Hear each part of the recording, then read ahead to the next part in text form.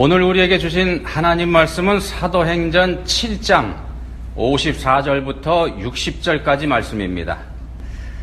한 목소리로 읽겠습니다.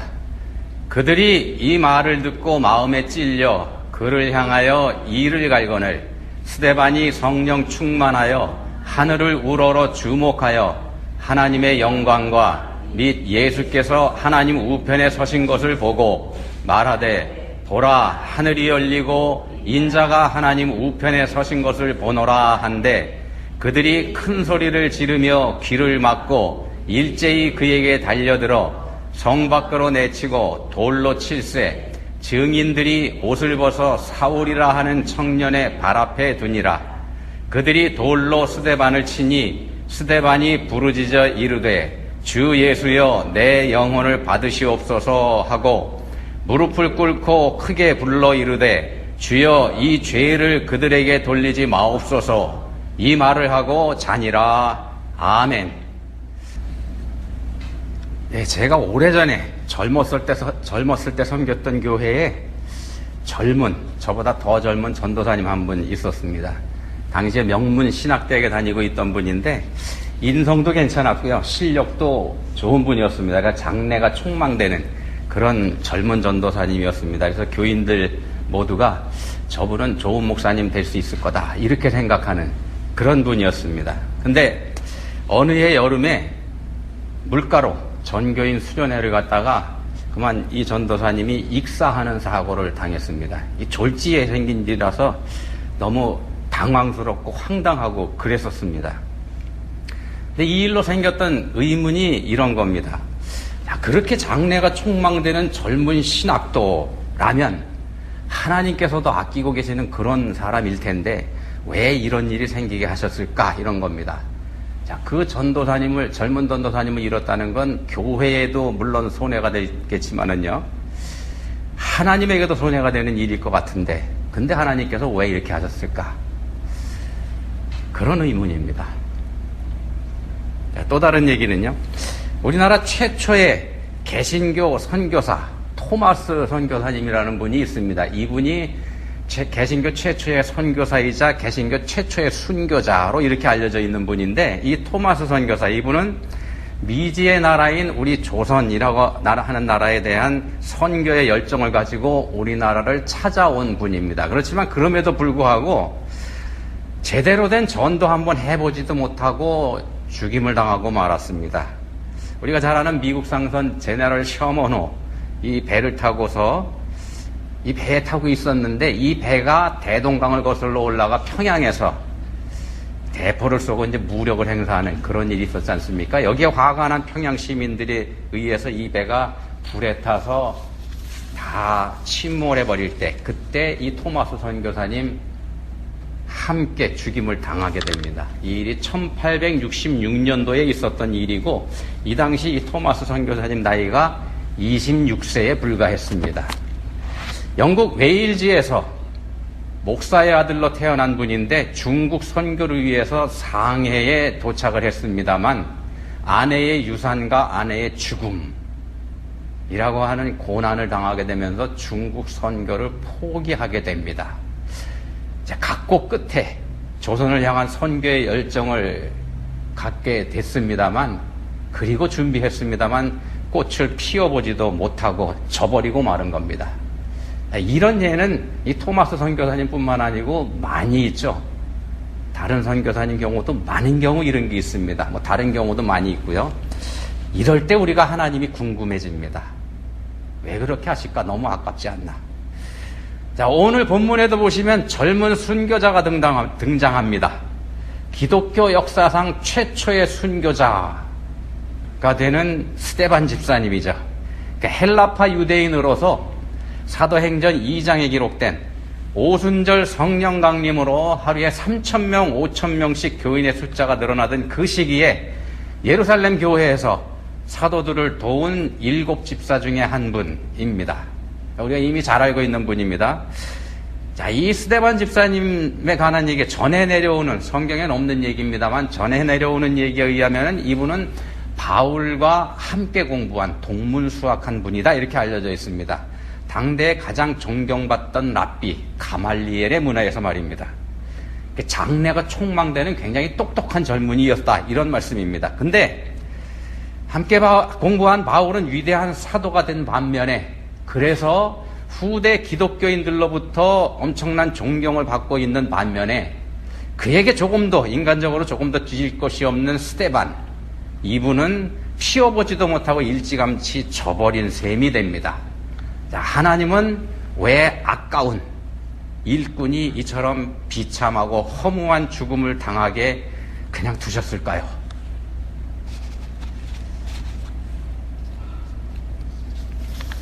자, 스데반을 이처럼 허무하게 죽게 하실 게 아니라 차라리 바울 대신에, 본문에 사울이라고 등장하는 그 바울 대신에 스데반을 그냥 사용했더라면 더 좋지 않았을까? 우리 이런 생각도 해볼 수 있습니다. 왜 기왕에 신앙 좋고 믿음 좋고 사람 좋은 스데반은 죽여버리시고, 그 스데반을 죽이는 일에 동참했던 폭도 바울, 본문에 사울이라고 등장하는 이 사람을 굳이 변화시켜서 사용하실 것도 뭔가? 우리가 갖게 되는 의문입니다. 지난 2주 동안 우리는 사도행전 2장을 살펴봤었습니다. 오순절 성령 강림으로 성령 충만한 베드로의 설교를 통해서 마음의 찔림을 받았던 사람들이 회개하고 예수님을 믿게 되었다는 그 부분을 우리가 살펴봤었습니다. 오늘은 죽임을 당하는 스데반 집사의 사도행전 7장입니다. 오늘 말씀은 여러분들 사도행전을 성경책을 펴놓고서 들으시면 좋겠습니다.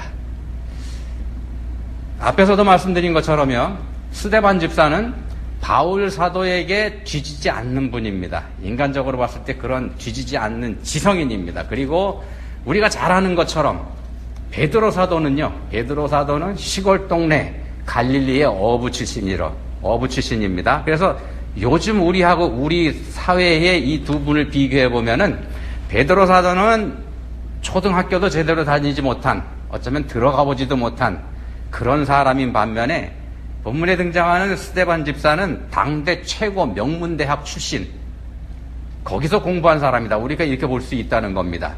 이 말씀 왜 드리는가 하면은요, 이 두 분의 설교를 한번 비교해 보려고 그러는 겁니다. 2장에는 베드로 사도의 설교, 그리고 7장에는 스데반 집사의 설교가 있지 않습니까? 자, 한 번은 신학교에서 설교학을 가르치는 교수님들이 이 두 분의, 지금 말씀드린 이 두 분의 설교를 한번 설교학적인 관점에서 비교를 한번 해봤다 그럽니다. 설교에 관한 모든 걸 연구하면서 좋은 설교를 할 수 있도록 신학생들을 가르치는 그런 분들이지 않습니까? 사도행전 2장에 있는 베드로의 설교하고 7장에 있는 스데반의 설교, 여기에 각각 이분들이 나름대로 점수를 매겨봤습니다. 자신들이 가르치는 방식에 따라서요. 그랬더니 스데반의 설교는 거의 만점이 나왔는데 베드로의 설교는 낙제점이 나왔다 그럽니다. 설교학을 가르치는 입장에서 평가해 보니까 그렇다는 겁니다. 사람들이 평가해 봤을 때 그렇다는 겁니다. 자, 근데 어떻습니까? 낙제점을 받았다고 하는 베드로의 설교하고요, 만점을 받았다고 하는 스데반의 설교의 결과가 어떤가 말입니다. 네, 우리가 이미 살펴본 것처럼 베드로가 설교했을 때는 한 번에 3,000명, 5,000명이 회개하는 역사가 일어났습니다. 한 번에 말입니다. 그렇지만 완벽한 설교를 했다고 평가할 수 있는 스데반, 이 스데반은 어떻습니까? 회개는커녕요, 그 설교를 한 스데반 집사가 그 자리에서 돌에 맞아 죽지 않습니까? 그렇게 됐습니다. 자, 이 사실을 우리가 어떻게 봐야지 될까? 왜 이렇게 됐을까요? 두 분의 설교에는요, 공통점도 있습니다. 그게 뭔가 하면은 바로 성령 충만이라는 겁니다. 성령 충만한 설교라는 공통점이 있습니다.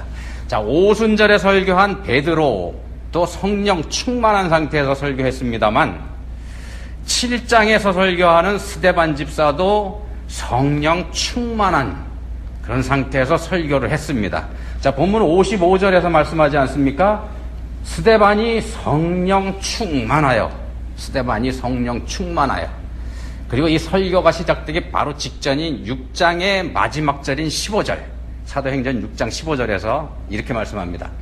공회 중에 앉은 사람들이 다 스데반을 주목하여 보니 그 얼굴이 천사의 얼굴과 같더라. 자, 재판을 받고 있는 피고가 천사의 얼굴 같았다. 이렇게 증언을 하고 있습니다.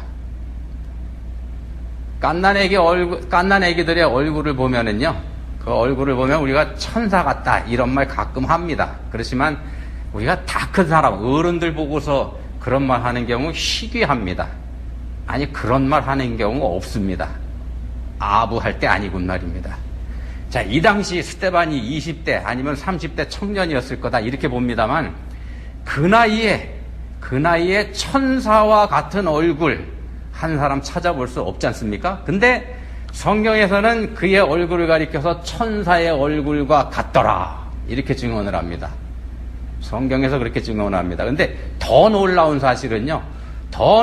사실은 스데반의 얼굴이 이렇게 천사의 얼굴과 같았다고 느낀 사람들이 누구냐 하면 공회 중에 앉은 사람들이 라고 기록이 되어 있다는 겁니다. 이제 곧 스데반을 돌로 쳐 죽여버릴 사람들의 눈에 스데반의 얼굴이 천사의 얼굴처럼 보였다는 겁니다. 자, 생각해 보십시오. 이 스데반의 얼굴이 천사의 얼굴처럼 보인 거, 이게 무슨 이유겠습니까? 스데반이 원래 천사 같은 사람이었기 때문에 그랬을까요? 만약 그랬다면은요, 그렇게 인품이 훌륭한 사람이라 그러면은 성경에서 한마디라도 언급해야 맞지 않습니까? 성경에서 그랬던 예가 있습니다. 예를 들면 사도행전 11장 24절에 보시면은 바나바라는 사람을 가리켜서 바나바는 착한 사람이요 이렇게 말씀을 합니다. 그렇다 그러면은 천사와 같은 얼굴을 보인, 죽을 때에 그런 얼굴을 보였던 이 스데반 집사에게도 한마디 정도 해줘야 되지 않을까요? 근데 스데반 집사가 어떤 사람이었는지는 사도행전 6장에서 7 집사를 선택할 때 어떤 사람을 뽑아라 할 때 말씀했었던 그런 정도 묘사밖에 없습니다. 성령과 지혜가 충만하여 칭찬받을 많은 사람 7. 이 말씀 안에 들어가 있다고 볼 수도 있긴 합니다만 이걸 인품이라고 얘기하긴 좀 그렇죠. 자, 스데반의 얼굴이 천사처럼 보인 까닭이 그의 인품 때문이 아니라 그가 지금 이 순간에 성령 충만한 상태에 있었기 때문이다 이 말씀 드리는 겁니다. 성령 충만한 상태에 있었기 때문에 천사의 얼굴처럼 보였다는 말씀 드립니다. 자, 그럼 한번 보십시오.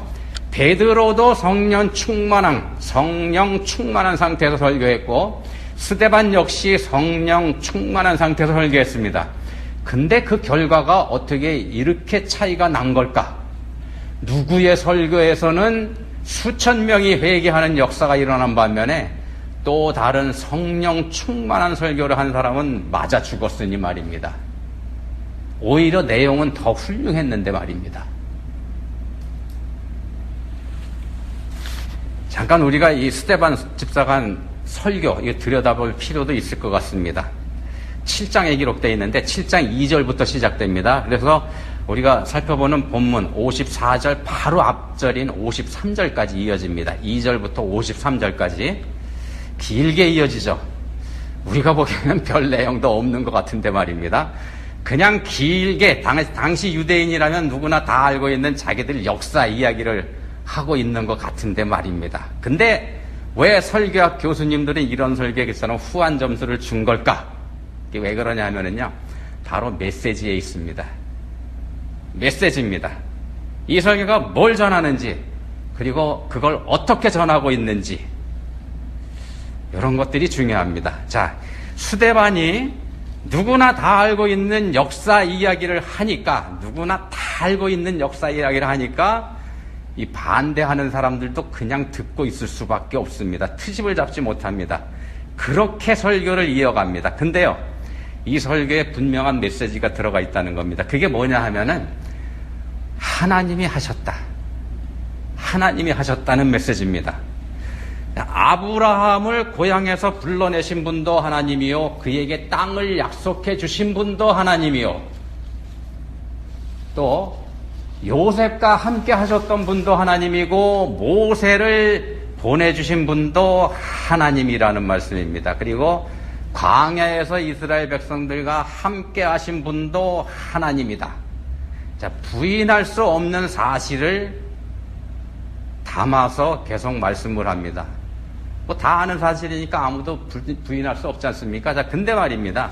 근데 그렇게 하나님이 일하실 때, 하나님이 그렇게 일을 하실 때 사람들이 어떻게 했는지 이것도 말씀을 합니다. 근데 사실 다 아는 말씀입니다. 이것도요. 이스라엘 사람들이 어떻게 했는지. 하나님이 인도하시는데 사람들은 금성아지 우상을 만들었습니다. 자, 하나님께서 함께 하시는데도 광야에서 사람들은 하늘의 별들과 이방 신들에게 절했습니다. 그리고 하나님이 보내신 선지자들, 이 선지자들을 통해서 하나님께서 말씀하실 때 사람들은 이 선지자들을 박해하고 핍박했습니다. 지금 이 설교를 듣고 있는 이 사람들의 조상들이 말입니다. 자, 그리고 마침내 스데반 집사가 종곡을 찌릅니다. 그들의 후손인 당신들은 선지자들을 통해서 예언해 주신 메시아를 죽여버리는 끔찍한 죄를 저질렀다. 이제 너희는 그 의인을 잡아준 자여 살인한 자다. 이렇게 종곡을 찌릅니다. 이 설교를 하는 스데반의 얼굴이 천사의 얼굴 같았다. 이렇게 되어 있습니다. 바로 설교를 듣고 있는 그 사람들의 눈에 그렇게 보였다는 겁니다. 근데도 이 사람들은 그렇게 천사의 얼굴을 하고 설교하는 사람을 돌로 쳐 죽여버립니다. 왜 그랬을까요? 왜 스데반을 이 사람들이 돌로 쳐 죽여버려야만 했을까요? 예, 이게 마음에 찔렸기 때문입니다. 마음에 찔렸기 때문에. 본문 54절에서 말씀하는 것처럼 말입니다. 2장에서 베드로의 설교를 들었던 사람들도 마음이 찔렸었습니다. 근데 그 사람들은 회개했지만 본문의 유대인들은 회개하기는커녕 오히려 자신들의 마음을 찌른 스데반을 향해서 이를 갈았습니다. 이를 갈았습니다. 자, 왜 이런 차이가 있는 걸까요? 왜 찔림을 받았을 때 어떤 사람들은 회개했지만 어떤 사람들은 오히려 이를 갈면서 돌을 들어야만 했을까? 스데반의 설교 마지막 부분인 51절에 보시면은 이렇게 말씀합니다. 사도행전 7장 51절입니다. 목이 곧고 마음과 귀에 할례를 받지 못한 사람들아, 너희도 너희 조상과 같이 항상 성령을 거스르는도다. 여기서 말씀합니다. 너희도 너희 조상들과 같이 항상 성령을 거스르는도다. 성령을 거스르는 게 문제라는 말씀입니다. 베드로도 스데반도 모두 성령 충만한 상태에서 설교했습니다. 두 사람 다 성령 충만한 상태에서 설교했습니다. 근데 그 설교를 받아들인 사람과 그렇지 않은 사람의 차이는 바로 성령을 따르느냐 거스르느냐, 이 차이에서 나타났다는 겁니다. 성령을 거스르는 것, 이게 바로 우리가 알고 있는, 우리가 말하는 성령 모독 이거지 않겠습니까? 왜냐하면 성령을 무시하는 짓이니까 말입니다. 성령을 무시하는 짓이 성령 모독이죠. 자, 그러면은 이 사람들이 이처럼 성령을 무시하게 된 까닭은 또 뭘까? 왜 이 사람들이 성령을 무시하게 된 걸까? 자, 방금 우리가 봤던 51절에 앞부분 다시 한번 보시기 바랍니다. 이렇게 되어 있습니다. 목이 곧고 마음과 귀에 할례를 받지 못한 사람들아. 목이 곧고 마음과 귀에 할례를 받지 못한 사람들아. 다른 이유 아닙니다. 다른 이유 아니고 이게 뭘 말씀하는가 하면은 자기가 살아있다는 겁니다. 자기가 살아있기 때문에 문제가 된 겁니다. 지난주에도 말씀드렸습니다만 믿는 사람은 자기 자신을 성령께 내어드려야 됩니다. 자기 자신을 성령께 내어드리는 사람이 믿는 사람입니다. 자신을 성령께 내어드려서 자기를 성령께서 주장하게 하실 때, 그럴 때 성령께서 자기를 통해서, 우리를 통해서 성령께서 계획하신 열매, 우리가 말하는 성령의 열매를 맺으시는 겁니다. 그렇게 성령께서 원하시는 대로 하실 수 있는 상태가 된 거, 성령께 우리 자신을 내어드린 거, 그 상태가 바로 성령 충만이다.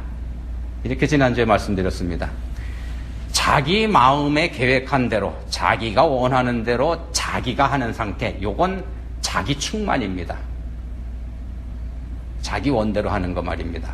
스데반을 죽인 사람들이 바로 자기 충만한 상태에 있었던 사람들이라는 말씀입니다. 자기 확신에 차 있는 상태가 자기 충만을 만듭니다. 자기 확신에 차 있을 때, 자기 확신에 차 있으니까 자기가 분명히 옳다고 믿게 됩니다. 잘못된 자기 확신입니다. 잘못된 자기 확신. 근데 이렇게 잘못된 자기 확신은 어디서 오는가 하면은요, 잘못된 지식을 가지고 있을 때 잘못된 자기 확신을 갖게 됩니다. 잘못된 지식에서 잘못된 자기 확신이 옵니다. 본문의 유대인들이 가진 잘못된 지식은 어떤 건가 하면은요, 하나님께서 보내주시는 메시아는 자기들을 로마 제국의 압제에서 벗어나게 해서 세계 최강의 제국을 만들어서 온 세상 나라를 지배하게 해주는 그런 사람이라고 하는 잘못된 지식입니다. 이 사람들이 그런 잘못된 지식을 가지고 있었기 때문에 잘못된 자기 확신에 빠졌습니다. 이런 잘못된 지식의 정체가 바로 자기입니다. 자기를 위하는 쪽으로 하나님 말씀을 대할 때 빠지게 되는 치명적인 죄입니다. 앞에서 스데반 집사의 설교의 초점이 하나님이 하셨다에 있다고 말씀드렸지 않습니까? 하나님이 중심입니다. 자기 확신에 빠지는 자기 중심하고는 전혀 반대입니다. 자, 이스라엘의 역사는 하나님께서 하신 겁니다. 하나님께서 이제까지 이끌어 오신 겁니다. 근데 이 사람들은 자기들 중심으로 생각을 했습니다. 그래서 하나님께서 하시는 일을 회방했고, 그래서 하나님께서 하시는 일에 반발을 했던 겁니다. 왜냐하면 자기들이 원하는 대로 해주는 게 아니니까, 자기들이 원하는 바가 아니었으니까 말입니다. 자, 본문에 보시면은요, 본문에서 스데반이 죽습니다. 이제 스데반이 그렇게 죽도록 놔두신 분, 하나님입니다. 하나님이 스데반을 죽이셨다, 이런 말씀 드리는 거 아닙니다. 살인은 사람들이 저지른 끔찍한 범죄입니다. 악행입니다. 그렇지만 그런 일을 허용하셨습니다. 하나님께서. 사람들이 하는 일 대부분 하게 놔두십니다. 스데반의 설교 중 42절에 보시면 이런 말씀이 있습니다. 42절입니다. 사도행전 7장 42절. 하나님이 외면하사 그들을 그 하늘의 군대 섬기는 일에 버려두셨으니, 하나님이 외면하사 버려두셨으니, 이렇게 말씀하죠. 사람들이 작심하고 일을 저지를 때 그냥 내버려 두십니다. 자기가 원하는 대로 하게 말입니다. 로마서 1장 24절에서도 그래서 말씀합니다. 그러므로 하나님께서 그들을 마음의 정욕대로 더러움에 내버려 두사. 내버려 두시는 이유는요, 사람들이 자기 마음대로 하려고 하기 때문에 그렇습니다. 사람들이 자기 마음대로 하려고 할 때 하나님 내버려 두십니다. 이게 바로 성령을 거스리는 짓입니다. 성령을 거스르는 겁니다. 자, 코로나 바이러스 사태가 아직도 한창입니다. 이게 어떻게 될지 아직도 아무도 모릅니다. 성공적이고 모범적인 방역으로 전 세계 칭찬을 듣고 있는 우리 대한민국에서도 갑자기 긴장도가 높아지고 있지 않습니까? 전에는 신천지였는데 이번엔 동성애입니다. 어떻게 될지 아무도 모릅니다. 우리가 살고 있는 이 미국은 아예 포기하는 것처럼 보입니다. 자, 뭐가 문제겠습니까?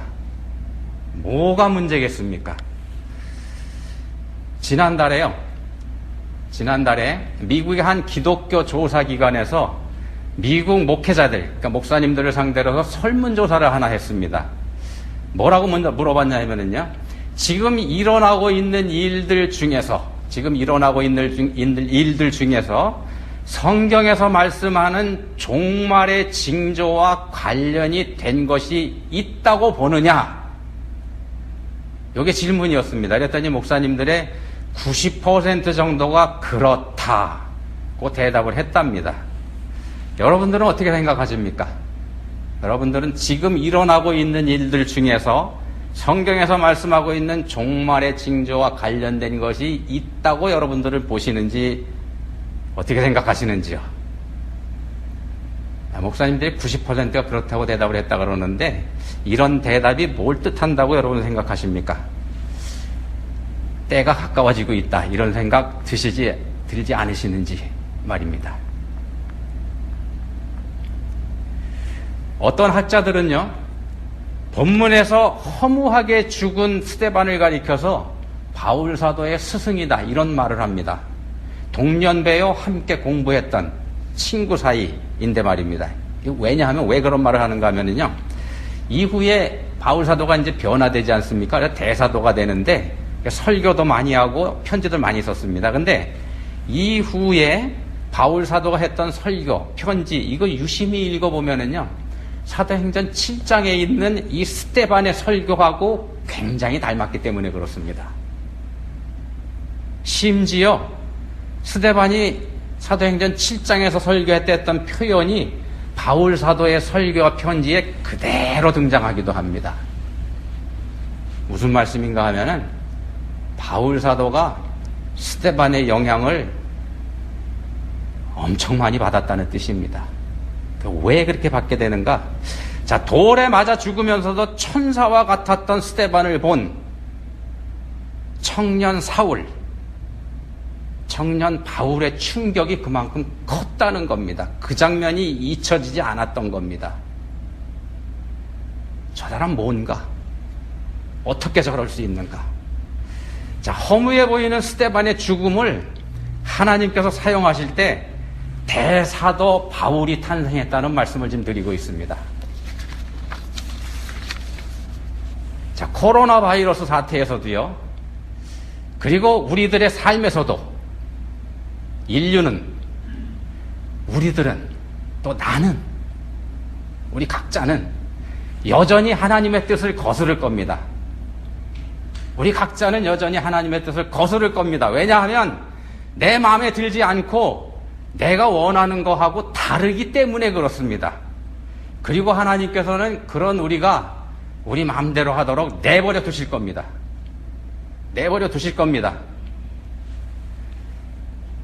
바이러스를 보내신 뜻을 깨닫지 못하고 제멋대로 우리가 행동을 해도 내버려 두실 거고요. 우리가 누구를 헐뜯어도 그냥 내버려 두실 거고, 우리가 슬쩍슬쩍 죄를 짓고 살아도 그냥 내버려 두실 거고요. 우리가 참지 못해도 우리 그냥 내버려 두실 겁니다.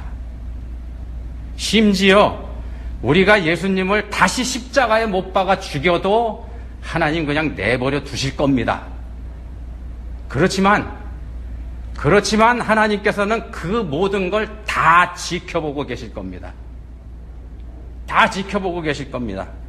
우리가 하는 행동 하나하나 말입니다. 그리고 당신께서 계획하신 뜻을 기필코 이루어 가실 겁니다. 기필코 이루실 겁니다. 우리가 지금 무슨 생각하고 있습니까? 여러분 지금 무슨 생각하고 계십니까? 우리가 지금 하고 있는 그 생각, 여러분이 하고 계신 그 생각이 과연 하나님 뜻과 일치한다고 여러분 생각하십니까? 과연 그럴까요?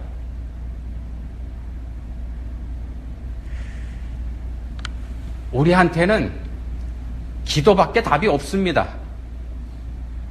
우리가 모르기 때문입니다. 자, 기도하시면서 여러분 자신을 하나님 앞에 여러분 내려놓으시기 바랍니다. 여러분이 원하는 대로 말고 하나님께서 원하시는 대로 되도록 그렇게 기도하시기 바랍니다. 성령 충만한 사람은요, 성령 충만한 사람이란 하나님께서 하시는 일, 그거 인정하고 받아들이는 사람입니다. 하나님께서 하시는 일, 인정하고 받아들이는 사람이 성령 충만한 사람입니다. 능력은 하나님에게 있습니다. 하나님이 가지고 계십니다. 우리에게 능력이 있는 거 아닙니다. 우리는 뒤로 물러서고 하나님께서 하시도록, 하나님께서 일하시도록 해드리면 하나님의 능력이 일하십니다. 그 능력이 우리를 도우십니다.